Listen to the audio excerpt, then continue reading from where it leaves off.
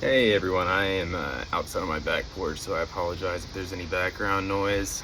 But the type of oppression that I decided to look at this week was ableism.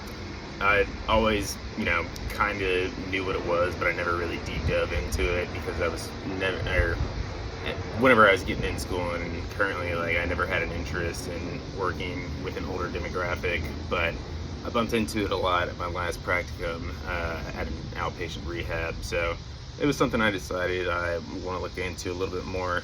But ableism, it's discrimination against people with disabilities where individuals are devalued or stereotyped because of their physical developments and also mental health differences.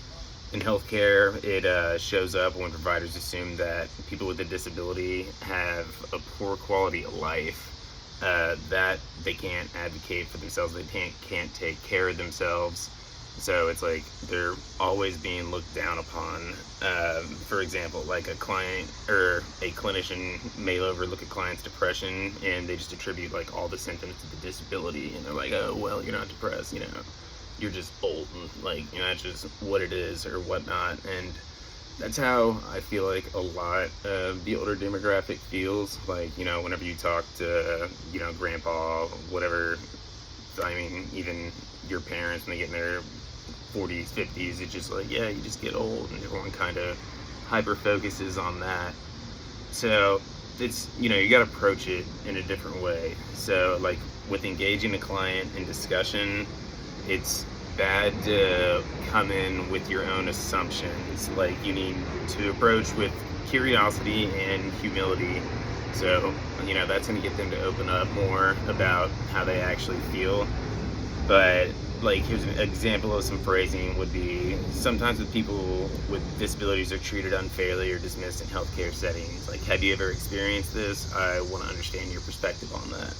And then you can reinforce like the client's expertise as well. So it's like, you know best what your needs are and your strengths are, so let's find out how we can manage that. So they kind of have an idea what they want to do, but they need people to take it seriously.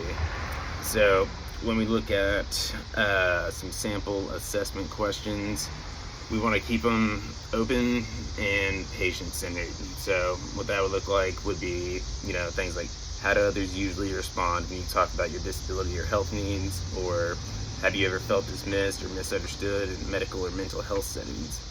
Then we looked at an empowerment focused perspective. It would be, what would supportive and respectful care look like for you? Or what strengths, or sorry, that was my cat slamming the blinds. Or what strengths or coping strategies that help you deal with barriers or stigma. Now, you can also look at it from a collaborative approach in, like, train horn, sorry. But we can look at it from a collaborative approach, like, how can I make sure I'm working with you in a way that respects your experience and goals? And also a self-reflection approach. Or no, that was the next thing. But with self-reflection, how comfortable are we with these discussions?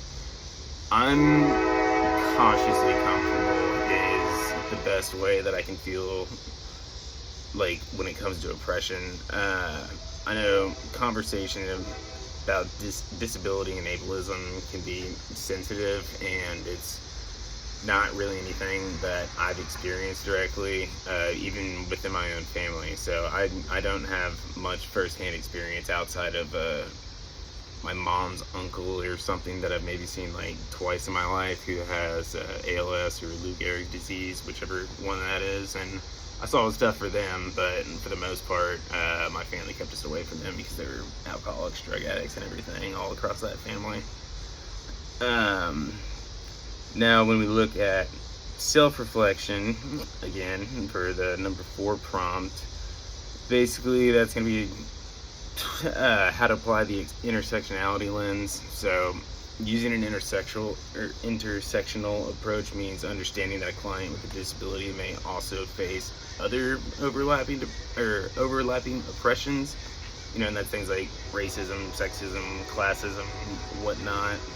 So in practice, what this is going to look like is asking questions that allow for multiple aspects of identity to emerge, and considering how disability-related oppression intersects with housing, employment, and transportation, other access to resources.